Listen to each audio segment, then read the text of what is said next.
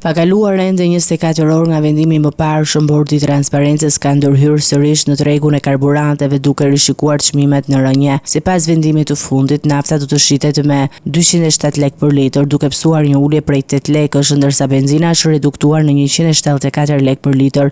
Ndryshimet e reja kanë hyrë në fuqi duke filluar nga ora 13:30 e mërkurës, duke reflektuar një dinamik të shpejtë të vendimarrjes së bordit. Në tregjet ndërkombëtare, çmimi i naftës Brent ka rënë nga $99 në $95 për fuqi, ndërsa sipas bursës Platts të mesdheut, çmimi ka zbritur në 1403 në $1315 për ton. Këto luhatje janë reflektuar menjëherë edhe në tregun vendas, ndërkohë efekti i kostove të larta të karburantit ka sjellë pasoja të drejtpërdrejta në transportin urban në kryeqytet. Shoqata e transportit ka nisur reduktimin me 40% të flotës së autobusave në qarkullim, duke shkaktuar rallë të gjata në stacione dhe vonesa për qytetarët. Përfaqësuesit e shoqatës së transportit qytetas dhe ndërqytetas deklaruan se deri tani nuk është ndërmarrë asnjë masë mbështetëse nga institucionet, pavarësisht kërkesave të përsëritura për subvencion apo lehtësim fiskal.